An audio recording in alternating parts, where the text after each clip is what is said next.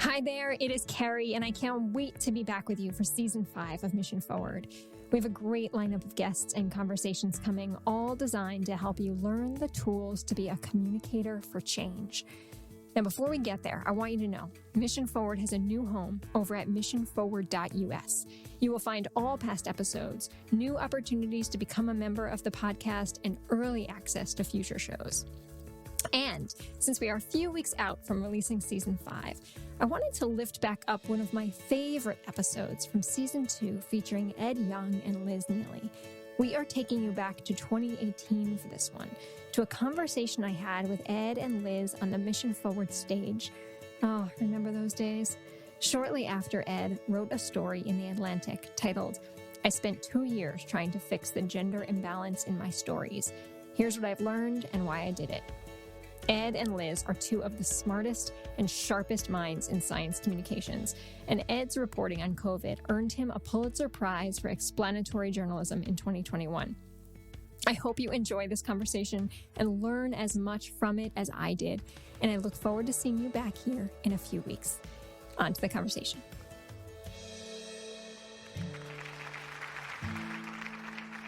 I'd like to tell you a story from a book called Whistling Vivaldi, which is by an author named Claude Steele.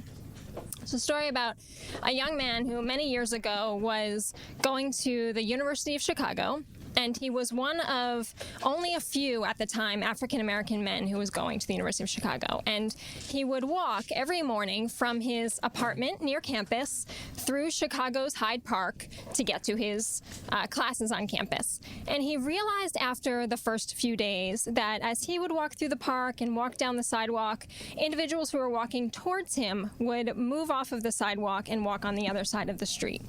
And it only took him about 3 days to realize this was happening day after day, and that didn't feel very good for him. So he decided to forego this beautiful walk through Hyde Park and take the long way to class. So he took an extra 20 minutes every day, but he knew he could get there without that feeling of, I'm frightening people. So months went by, and he decided one day it was beautiful out. He didn't care. He was whistling. He was going to walk to school the way he wanted to walk to school. And he was whistling Vivaldi. He was whistling Vivaldi's Four Seasons. And he realized almost immediately that the people who had for so long been crossing the street and walking on the other side were smiling and laughing and saying hello. And in just that minute, all he had changed was that he was whistling classical music. He had completely diffused the negative stereotype that he knew he was associated with. So I think about that story a lot. I think about that story every day when we think about the work that we do in the communities that we are part of, whether that be the campus communities that we are part of, the faith communities, the communities where we get our stories, right? The communities where we think about who's sharing with us the news that we're reading. Are we sharing and creating stories that are reinforcing negative stereotypes, or are we creating and sharing stories that diffuse and break those stereotypes?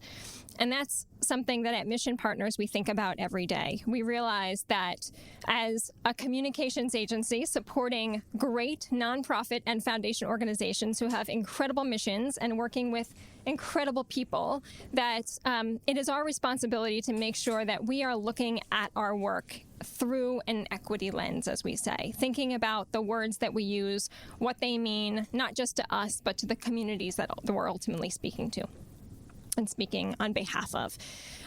So when we decided we wanted this spring reception to focus on that topic, on building equity in communities and breaking stereotypes and the role that storytelling can have in breaking stereotypes, we thought about who would be the best person to have that conversation with, and of course, naturally, we thought about Ed. Many of you, I know, read our weekly What We're Reading newsletter and know that we featured Ed's story many months ago. Incredibly thankful to have him here, and that he signed up Liz without her knowledge. Equally happy to have Liz here, and especially happy after I really got to see what you are doing and how incredibly cutting edge I think it is and critical it is in the bigger picture. So I want to tell you a little bit about Ed and Liz before we start. And I will say first that Ed has written some of the most beautiful science writing I have ever read. And if you are not familiar with his book, I hope that you pick it up. It's called I Contain Multitudes. And I'm sure you're going to talk a little bit about that tonight. Ed has been writing about the field of science for more than a decade, and there is something that you said not too long ago that I'd like to share with these folks, and I hope that I get it right. It makes the perfect connection between science writing and the story that I just told. Everything I can see, every animal, every bug is profoundly influenced by things I cannot see. If we don't understand them, the microbes that are in us, we don't understand ourselves. We are like looking at our biology through a keyhole. Through writing I Contain Multitudes, I wanted to throw the door wide open. I wanted to expose people to a grander view of life that comes with understanding the microbial world. When you do, even the most familiar, mundane things become newly amazing and wondrous. Wow. So from the tiniest little microbe, how we think about and understand and connect with the world around us. And Liz, who's a marine biologist by training, but for the past decade has been helping scientists around the world tell more compelling stories. And she's my favorite kind of storyteller too, if I'm fully honest, because she focuses on the emotion and the humanity in science and making sure that that is what comes through. Because I think for those of you who are in the room who are storytellers, it's easy to actually forget sometimes that there are humans behind the stories that we're telling. And perhaps fitting to have this conversation tonight, the night after the Henrietta Lacks portrait was unveiled, down at the National Portrait Gallery, thinking about the mother behind all of the science and the woman behind the science, right? That there was so much humanity that was lost for so long. I must be equal in my giving quotes here, so I'm also going to read from something that you said. From our earliest days on this earth, human beings weren't just aware of threats from predators, but from other human beings. A big part of our brains are still engaged in questions like, what are your intentions? What are your motivations in behaving the way you're behaving? Are you attempting to harm me? It's ingrained in us. We are constantly constructing narratives in our mind because that's how we make sense of the world. Stereotypes, threats, bias, it's ingrained in us. But there's something that can be done about it, and it starts with humanity, right? So that's where we're going to start tonight. I'd like first just to turn it to you each, and I know each of you wanted to be here for a different reason, and so I wanted just to give you that moment to say, why? Why was this such an important conversation for you to be part of tonight? So, thanks for having me. Thank you all for coming. That quote that you read out, which is from my book, is about microbes. So the book is about the partnerships between the microbes that live within us and humans and all other animals, and it's about how fundamentally microbes have long been viewed as agents of disease, as things that we needed to avoid, and now we're sort of embracing the fuller picture of them as parts of our lives that provide benefits and are an important part of our identity. And that idea of revealing stories that have been unseen and neglected for a long time is a large part of why I wrote the book, and it's a large part of why I'm interested in science. I think it often reveals to us things that we didn't know already, things that are slightly subversive or sort of below the threshold of our perception. When I wrote the book, an incredible woman named Angela Garbers wrote a review of it for The Stranger, where she said a lot of what he's saying in this book about microbes could equally apply to people from marginalized communities. And I think that was a really astute point that actually made me think about the book in a very different light than I had been when I was writing it. But that is something that matters to me too, and it's part of the same draw that drives me to write about the wonders and discoveries in the world around us. That we don't have a full picture of the world, and in gaining that fuller picture, our lives and our view of the world are immeasurably improved. So I'm here tonight because that drive informs a lot of the work that I'm currently doing at the Atlantic. So we can talk about we can talk about that a little bit more, and some of the steps I've taken. But I sit at an intersection of two fields, the media and science, where women, where people of color, where people with disabilities, where immigrants, where like people from all kinds of marginalized groups often are voiceless. Where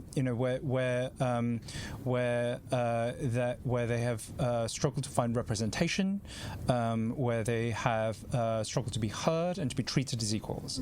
And I think it therefore feels like there's a tremendous responsibility to right some of those historical imbalances. And I think as someone who works as a journalist writing for The Atlantic, one of the finest publications in this country, I have a lot of power as a gatekeeper. And I've been thinking very hard recently about how best to exercise that power to further the goals that are important to me.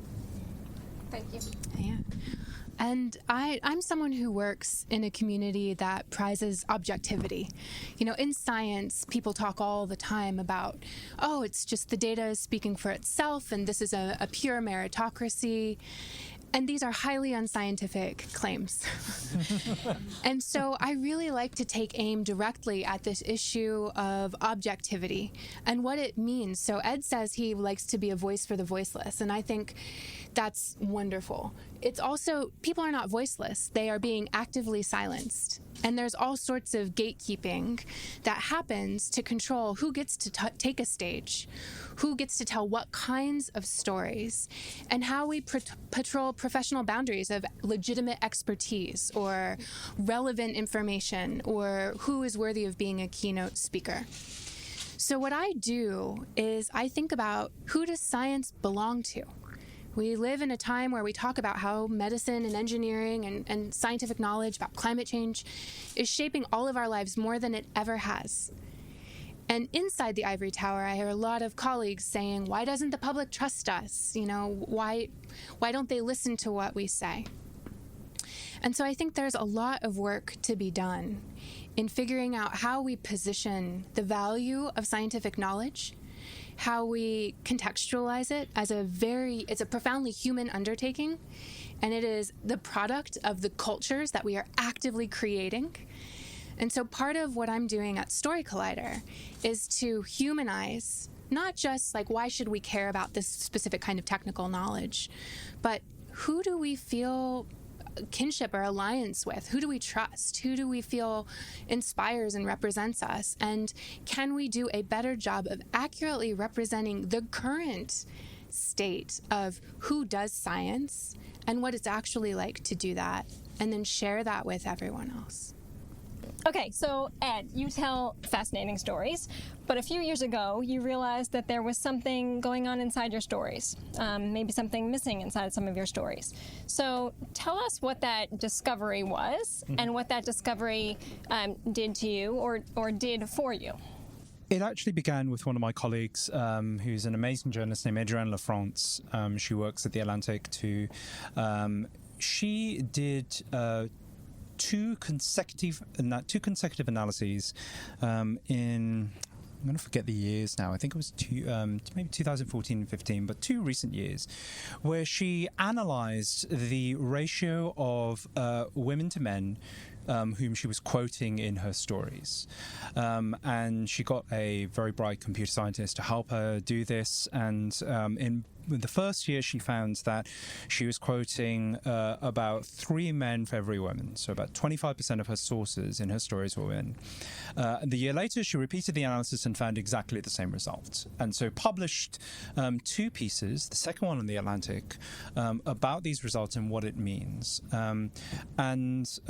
Adrian's perspective was that as journalists, as people who act as gatekeepers, who have a very real say in whose voices are represented in the work that the rest of us get to hear, she is effectively part of this giant system that undervalues women's voices. And she covers areas such as technology at the time, where women were underrepresented, and that in her own work, as evidenced by the analysis she did, she was contributing to that underrepresentation. I was inspired by that. I wanted to look at the equivalent ratio in my own work. This was a time when I was starting to think much harder about issues of gender equality. I would have billed myself as a feminist at the time. I would have thought that if I had done that analysis, it probably wouldn't have been 50-50, but it would, I didn't expect it to be bad.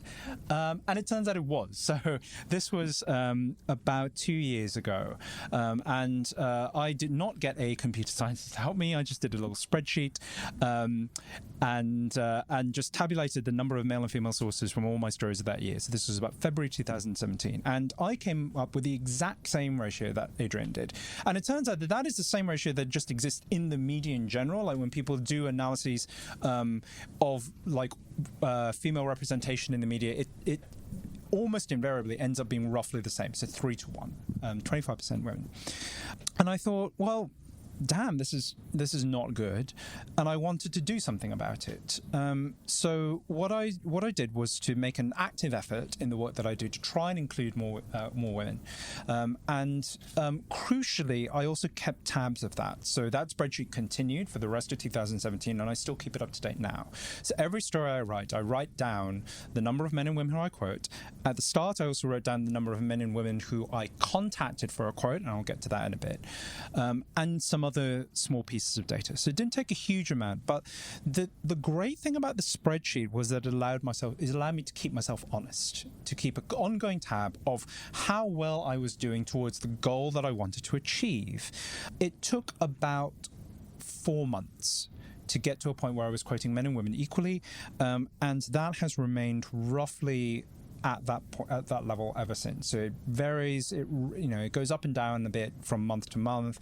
It certainly isn't like 50-50 for every single story, but in aggregate, I quote as many women as I do men now. So a few points in this. Firstly, the spreadsheet is crucial. Like the reason why the spreadsheet was important was before that point, and it was very easy for me to bullshit myself that everything was fine.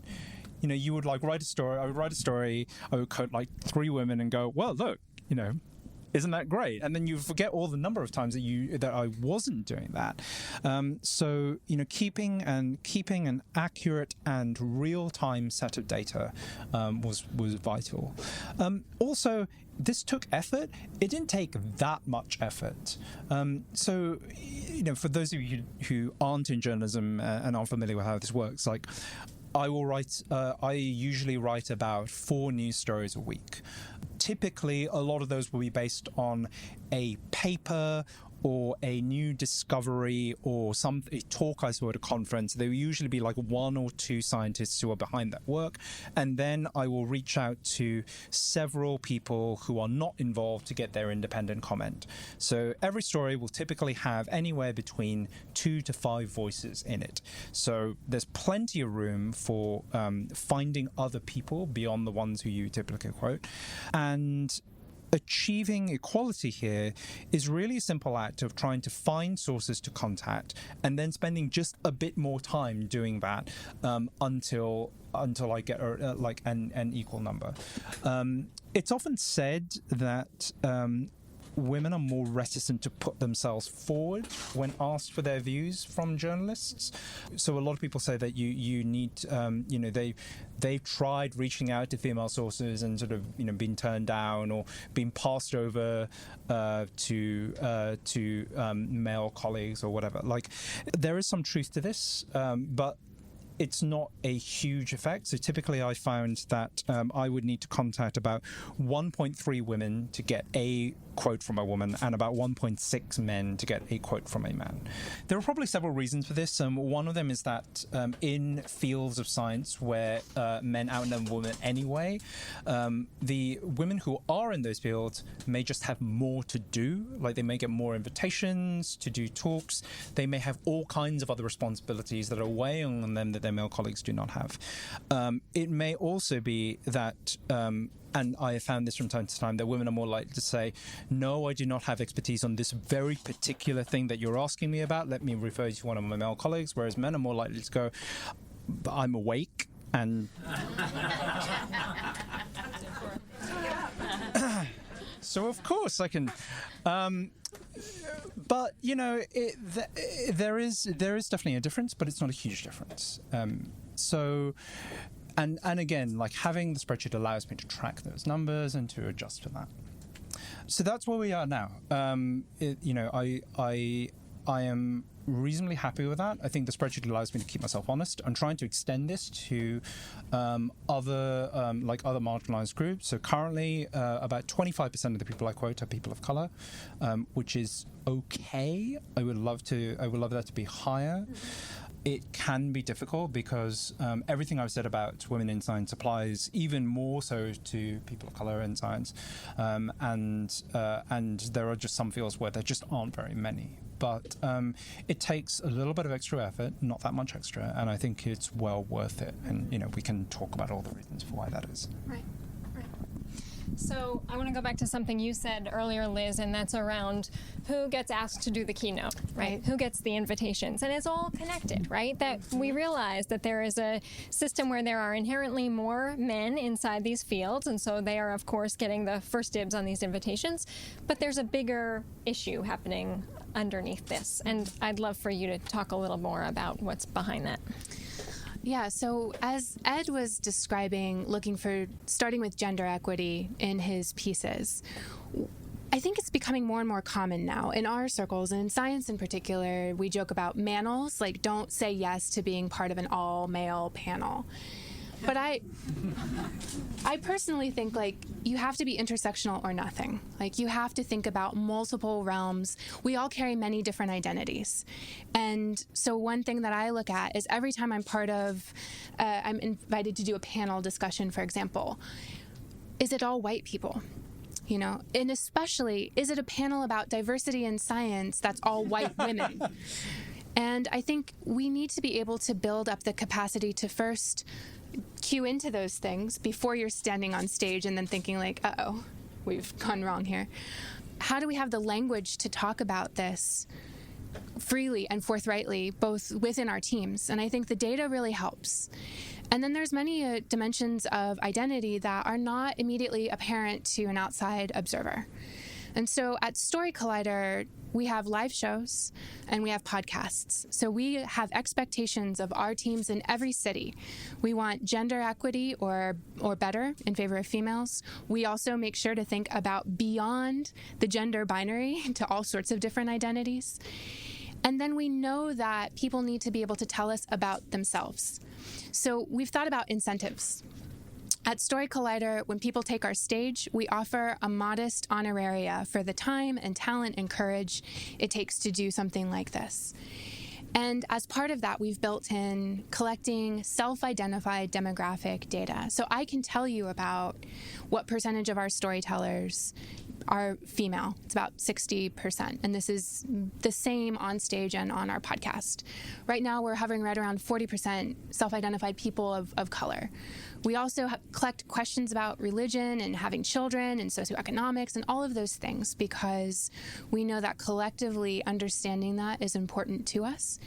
And most importantly, we don't ask those people to always get up on stage and talk about what is it like to be a woman in science? What is it like to be a woman of color trying to do, we think about not just representation of who is telling the stories, but ownership of the stories and framing of it. Do we have disabled people who are talking about just the cool science that they're doing rather than how do you navigate campus in a wheelchair or something like that? So I do think about these things, and I also pay keen attention to the dynamics of what happens in a room. I'm lucky at this point in my life, getting older, holding microphones, that I can interrupt dynamics when they start to go bad. You see people talking over someone else or taking up more time than is their fair share. And so when I think collectively as nonprofit leaders, what are the ways in which we are telling stories? There's many of them. Sometimes the stories themselves are products that we put out into the world. And sometimes it is by the composition of the events that we are participating in, as well as hosting ourselves. You used two really important words that I want you both to comment on: language and identity. Mm-hmm. And I think sometimes especially people in this room, are very awake to the fact that we need to be thinking about the words that we are using and what they mean and how they will land with other people. And are we using the right words? And are we identifying people the way they want to be identified? Hard, challenging questions that I think in many cases we don't necessarily know the answers to. But we also realize we need to start someplace. Mm-hmm. So I'd love to ask you how you go through that process, how you think about when you are communicating about different communities that you might be covering, or you're thinking about the work that you do, communities that are showing up in the work and the stories that you're telling, how you test it with the community, how you think about the words that you're using, what that lens is that you're using before you go out and publish stories about identifying people a certain way. So, I will say that as a journalist, the vast majority of my work involves me being spectacularly ignorant about something and then in a very short amount of time trying to be acceptably ignorant about something. Usefully ignorant. Right, exactly, right, yeah. And I think in terms of what you said about language and the way language can be used to shape different identities, part of that is not being harmfully ignorant. Now, I feel like what I was talking about earlier in terms of trying to diversify my sources has huge benefits in this regard. It's not just about making sure that the columns of my spreadsheet balance out. I think they help to greatly improve the quality of the journalism. So, I'll give you some examples. Like, there is a huge amount of work at the moment in a field called paleogenomics, which is basically looking at the DNA of old bones and fossils to understand the history of the individuals to whom those bones belonged. Paleogenomics tells us a huge amount of human history. It shows us the contribution of things like Neanderthals to our current DNA. It shows how people have spread around the world, like when they got to different parts of the world. And paleogenomics is a field that is largely dominated by a small handful of labs that are run by white men. And there has been a lot of discussion, a lot of movement to get people from indigenous communities not only represented in this work, but represented within the science itself. So whenever I cover stories in this field now, I do try and reach out to researchers who have expertise in this area and who either have a long track record of engaging with communities who are involved in that work or who are part of those communities themselves, ideally. So, there's a lot of work on paleogenomics in Native American history. So whenever I cover those, there are Native American geneticists who I try and reach out to for their comment. And that, again, I think diversity is its own reward, but journalistically, what that gives me is a better sense of, for example, what terminology in these studies that I'm writing about is considered colonialist to someone with an indigenous background, and that helps me. It helps me craft the words that I write and the words that I use, and the same goes for a lot of different other areas of life. Mental health, I think a lot about about who gets to be part of the stories that I am telling. Liz and I work in very different fields, but a lot of what we'll have to say tonight, I think, has this shared commonality of who is a scientist, and through the work that we both of us do, though they're very different, how do we shape who gets to be seen as a scientist? And I think we have, I think I have a tremendous role in that, and in thinking about bringing more people who aren't usually part of those stories and narratives in. I don't only make myself feel good, but I also give them a chance to shape the discourse of what science is. Yeah, I wanted to pick up on this idea of how do you talk about language? How do you make decisions? How do you check that you're doing the right thing? For me, one of the really important things was attacking this idea that only bad people are racist, that, it's somehow evil, and I'm a good person, so I can't possibly have used language that harms someone or misgendered someone. So we started unpacking that. And you can help your team and your community learn about things like implicit bias and sort of get to the heart of, I know you're a good person. I know your intentions are great. I saw an example of this recently. It's a clever way of using your Slack bots, if you use Slack, where every time someone used problematic language, like crazy as an adjective, it would pop up and say, we don't do that here.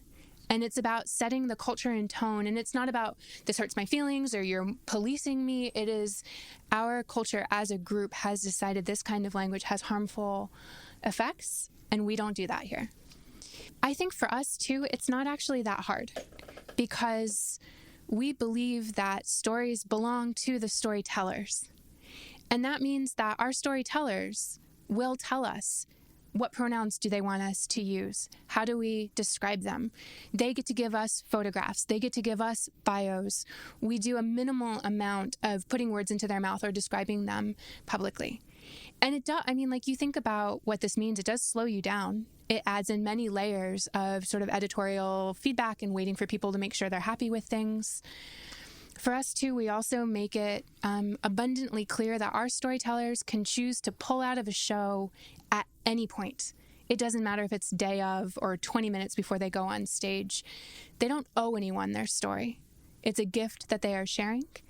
And if later they decide they don't want that publicized, we won't do it, or we'll pull it from the podcast if it's already been published. And I think this goes to editorial control. And who do stories belong to? And I don't know exactly the kind of work that all of you work on, but I know early in my science career, I worked very briefly in Hawaii, and the project was amazing. It was teaching little kids how to do fish counts as we did reef transects, and then teaching them how to use recording equipment to interview their grandparents, their kapuna, their elders, to hear stories about traditional fisheries management. And a lot of scientists are like, oh my God, that's amazing data. Like, we have to get our hands on that. Those stories were not for Western scientists. You need to think about ownership and permission, and because stories are powerful, and not every story is for every person. So I think, what does my board structure look like? Not just who do I put on stage or who do I put on my podcast? Who am I inviting to talk? Is it the same 7 women who get asked to be on every panel and they're trying to make tenure, Mm-hmm. We also have screeners, so outsiders who listen to episodes we think we might want to play to give us additional set of ears, because we know, and this goes back to the data, no matter how sensitive we are, no matter how good our intentions are, we all have blind spots, and we need to proactively, collectively act to address them. And just to add one more thing on that, I think if you approach it with this mindset, I think one benefit of that is that the more people trust you, the more they're likely to give you feedback when you don't do things correctly. Yeah.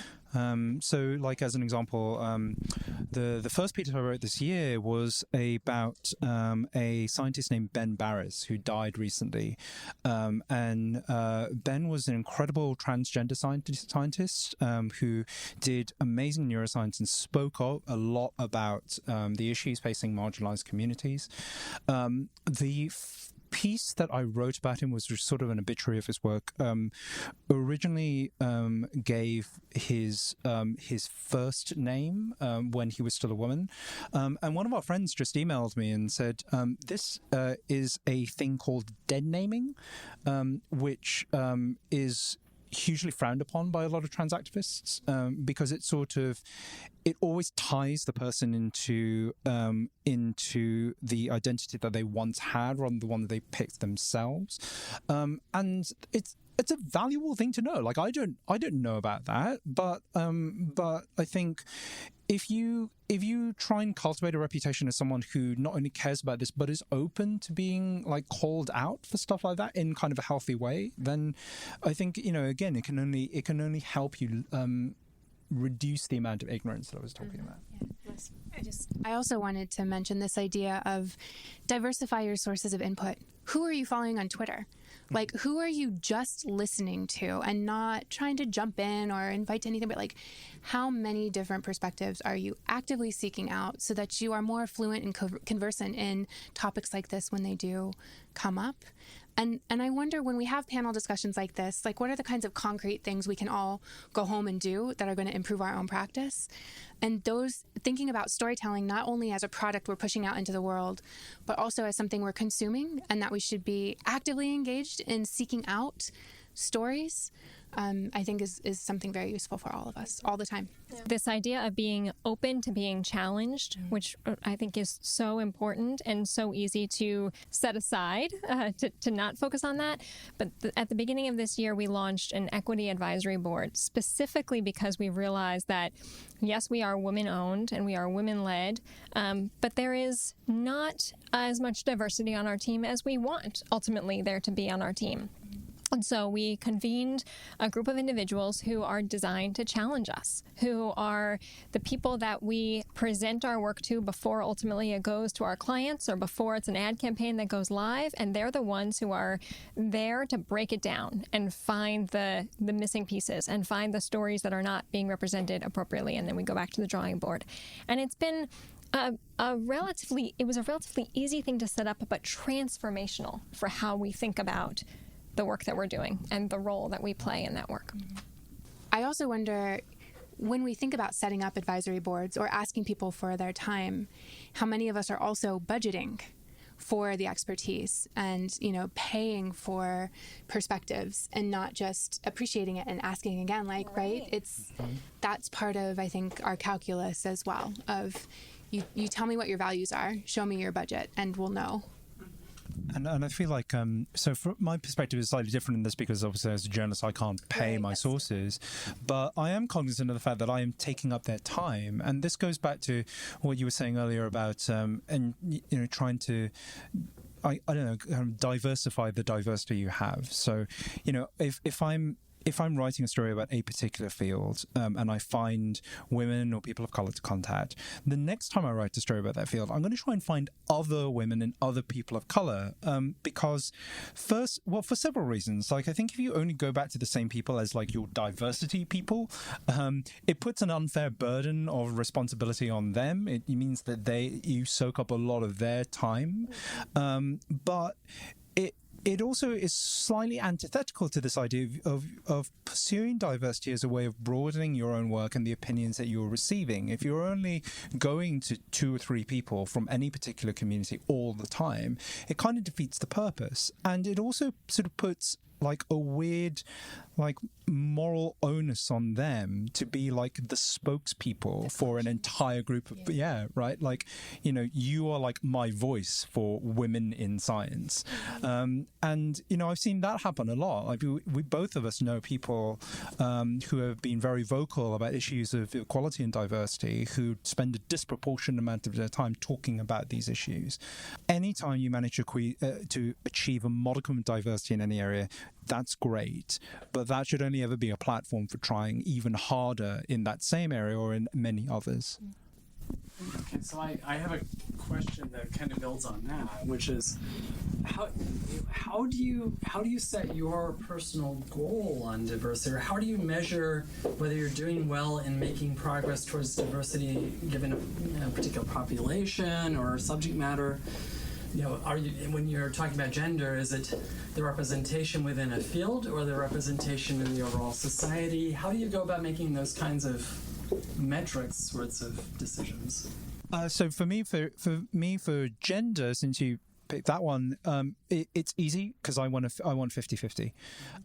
I don't want to set the target as whatever it is within a given field of science, because I feel that I don't think it's the role of journalism to just reflect society. I think that's a naive view of what we do. We are reporting on the world around us, but in that reporting, we are also creating the world. We are manifesting the reality that we also describe. I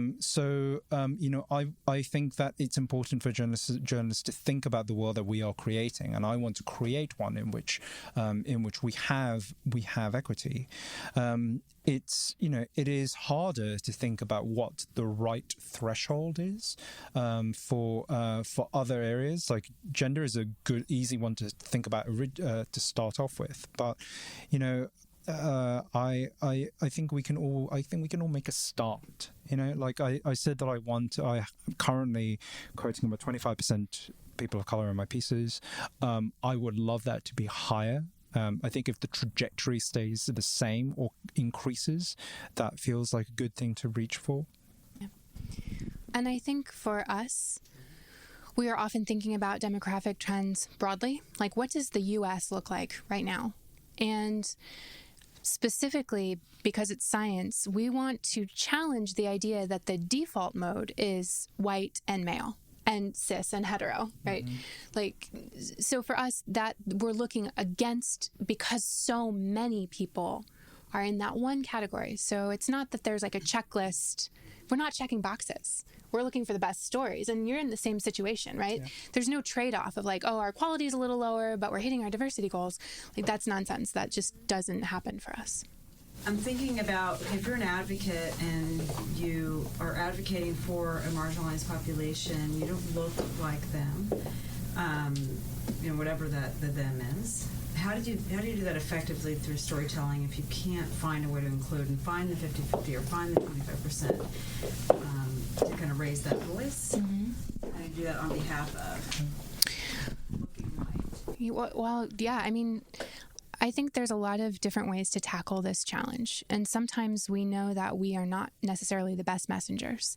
Sometimes we are deputized by people to tell their stories. They want us to use our platforms or our privilege or whatever it might be on their behalf. But I would be working with them in advance to understand what they want me to say. And I think it's even more powerful when you're not telling other people's stories. You're telling stories about experiences you had together because you're embedded in that community and you've been working side by side, and you have found, at Story Collider, we focus on true personal stories about science. And I know that takes some of the pressure off because we're not messaging and we're not talking on behalf of other people. It's always more powerful when it's firsthand. And so maybe that's part of it, is figuring out how your own story becomes, you do this work and it's indisputably intertwined with the communities that you care about. And so you're not only telling their stories, it becomes shared. No, I agree. And so I think because of the nature of journalism, I'm not sure I've got a good answer to this, but I think that one can always use one's position and power to give people from the communities you're targeting more of a voice themselves, rather than acting as a spokesperson for them. So that's sort of what I do when I try and find people to quote, right? I'm trying to give other people a voice or an opportunity to be heard. But this doesn't have to just be through like reported pieces. It can be through like all kinds of other areas. So you mentioned Henrietta Lacks earlier. Rebecca Skloot, who's an amazing science journalist, wrote this book, The Immortal Life of Henrietta Lacks, which I'm sure many of you have read. Rebecca has a policy where whenever she does public speaking events, if people ask her to do an event, she'll always request that they also bring members of the Lax family along as well. So that it's always a joint panel where Rebecca's telling that story, but people who are from that family are also with her on stage. I think that's one great example of using your position of power to give people who would not always have a voice. I'm still thinking about it because it's a great question. I wonder what it means, like when I do science storytelling type stuff, sometimes people are in the role of being a spokesperson, and it's like, oh, but are they good on camera? Which sometimes is, there's all sorts of expectations about what that means in terms of the language that they use, and are they assertive, and are they code switching properly? So what if instead of thinking like, oh, who can we get who performs to the standards of what we expect, and instead of like us holding the camera and us editing the piece, you just give the camera to your community members and allow them to take the lead in creating these stories. And that, I think, sometimes is the solution to these kinds of problems, because it's not just how can I do this myself on their behalf, but how can we also build in equity and power sharing and co-creation into everything. You know, Karen, for years we worked on issues related to foster care and young people aging out of foster care. And one of the very first things we did was to create a youth council of young people who had aged out. And they became our spokespeople. They were paid. They were members of the staff. And they were the ones who told their stories in their words. They were not our stories to tell, right? Especially given that some of them had very personal encounters that it was not our place to figure out a better way to say that. Their way was the best way to say that. And it was an incredibly powerful group of individuals that every year changed. So there was always a rotating set of young people who traveled with us and went to Capitol Hill and told their stories. But it was a way to ensure that the power of those stories was in their hands. Ed, I think in the first question you might have touched on this a little bit, but I'm wondering if you can speak a little bit more to when you were going down the path of trying to find more women's voices. Should we assume, incorrectly, or perhaps surprisingly, expectedly, that there were women's voices at the leadership and expertise level that you wanted? Or did you actually, unexpectedly, find that you were taken down a different field, maybe more junior or a little bit more divergent, but that something, good and glorious came from that as well? Yeah, that's a really good question. So I would say a little bit of both. No one here has asked this question tonight, but sometimes when I talk about this, people go, but like, shouldn't you be looking for the most qualified people? Shouldn't you only care about the quality of the sources? Which is kind of a ridiculous question for many reasons. But I feel like in science, especially, there is usually no shortage of other people who I could find, and usually when I try and find women to comment on a particular issue, there are plenty around. I just don't know who they are, and they don't turn up in like the first 2 pages of a Google search, because that often reflects the people who have spoken most about an issue before, who are often men or white men in particular, for all the issues, like systemic biases that we've talked about before. So doing a little bit of extra digging, it often is easy to find women in senior positions who can comment on an issue. I have, never ended up publishing a piece thinking, oh crap, well, I used terrible sources who didn't know what they were talking about, but thank God my spreadsheet looks great. Almost all the time it's this person is incredibly knowledgeable about this topic, and I had no idea that they existed, and this is my beat. So how was that possible? I think that sort of speaks to a lot of the biases that we've been talking about. Sometimes when those senior figures aren't available, I will turn to more junior people.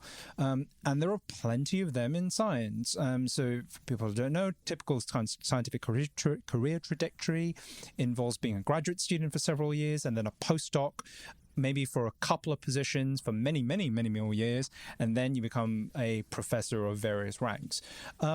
Postdocs are great. They are a massively untapped resource of people who've been knee-deep in a particular field for maybe a decade. If they're not experts, who is? And talking to them often gives you not just diversity in terms of the metrics we thought about, but diversity in ideology and in thought and in ideas. It's sometimes said that science progresses one funeral at a time, as people who've dominated conversations for decades die or retire. And I think sometimes if you go towards more junior people, you get more interesting perspectives, or certainly like fewer like chest thumping perspectives. So I'm sort of curious to hear a little bit about what sort of reaction you're getting from your respective organizations, both leadership and colleagues. Are they adopting sort of your approach to the work that you do, which would, great multiplier effect? That's one of the things we talk about an organization. Are they shrugging their shoulders, or perhaps, pushing back a bit?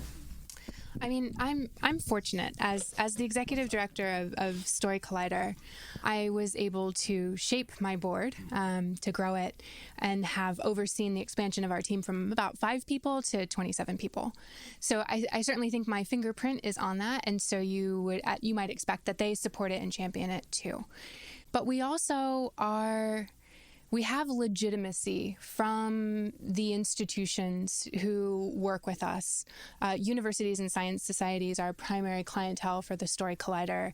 I have a new position at Yale. I'm a lecturer. I'm invited to collaborate with the national academies. And in science, which is a strongly hierarchical field, we care about those things. We also care about data. And so one of the things that we've done is focused on publishing results and specifically asking questions about what does it mean for undergraduate students, for example, to listen to Story Collider episodes. How does it influence their grades in class? Yes. Does it influence their self-professed interest in science? Yes. Does it give them a sense that this might be a career path for them? Yes. Those are stated explicit goals of so many institutions within the sciences that they are struggling and failing with, that for us to be able to say, this is our approach, this is how it's manifesting, here's the data and the publications to prove it. We may receive criticism. Sometimes people don't take us seriously because they don't like the emotional side of what we do. But then I throw the citations at them about why that emotion is so effective. So I've been fortunate, but this is our mission. This is part of what we do. And it's not for everyone. I've only had support at the Atlantic for this, but I also didn't ask permission to do it. My view was I'm just going to do it for a few years and then talk about it.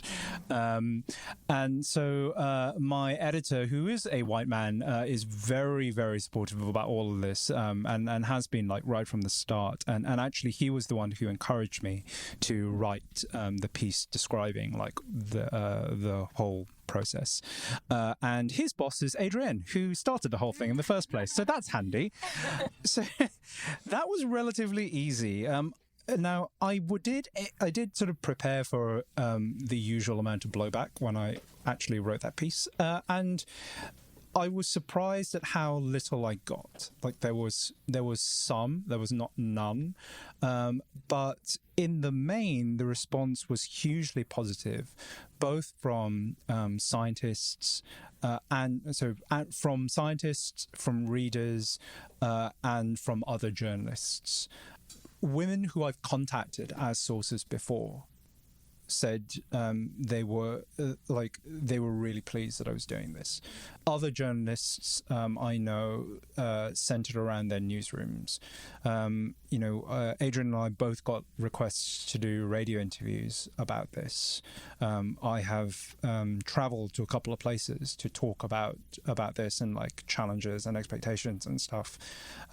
So I think the response has been really positive.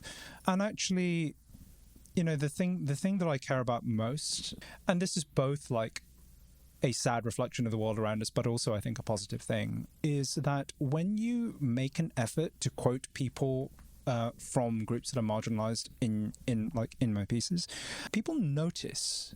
You know, I've had people specifically say, like, thanks for quoting women, you know, which seems like such a small, like, you know, such a low bar to be trying to hit. But it's telling that this is the ecosystem we live in, that you know, you can quote a few women scientists and people go, wow, that's fresh. You know, the book that I wrote, about a third of the sources in it are women, and again, like, people notice that stuff. I'm sure it's the same for Story Collider too. You know, I think if you make an effort, these things don't go unnoticed. We talked much earlier tonight about gratitude, and I'm going to end tonight by just saying thank you and sharing my gratitude for the two of you for what you're doing and how you're doing it. And, you know, the hardest thing to change to me seems to be behavior. And it seems that the two of you are, you know, thinking about your own behaviors, but you're also having an influence on other behaviors, mine included. So thank you for that. And thank you for everyone who joined us tonight and took hours away from your family, and I know that that's always hard, but I am so grateful for all of you being here and part of this too. Can I just say one final thing? Of course.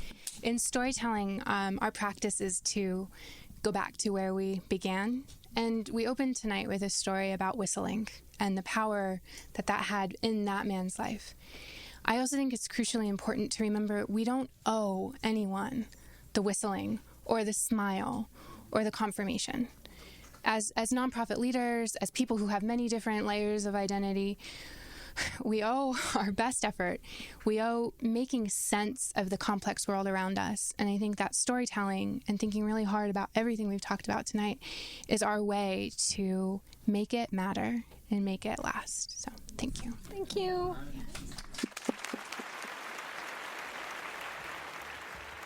Thanks for listening to today's show. What Ed and Liz's story and others like them reinforced to me is that as writers, we inherently believe that we are telling our best stories. If asked, we'll say we conducted multiple interviews and sought out several sources, but the reality of implicit bias is that we bring it to the table without realizing it's there. I hope this show made you stop and think about your own inherent bias and what you can do to break it. One last thing. We're still a new podcast over here. And while we know that not all podcast applications and services accept reviews, if yours does, we would deeply appreciate your 5-star reviews and comments. Most important, if these messages resonate with you, please share the show with others and spread the word as we work together to move our mission forward. Thanks, and see you next time on Mission Forward.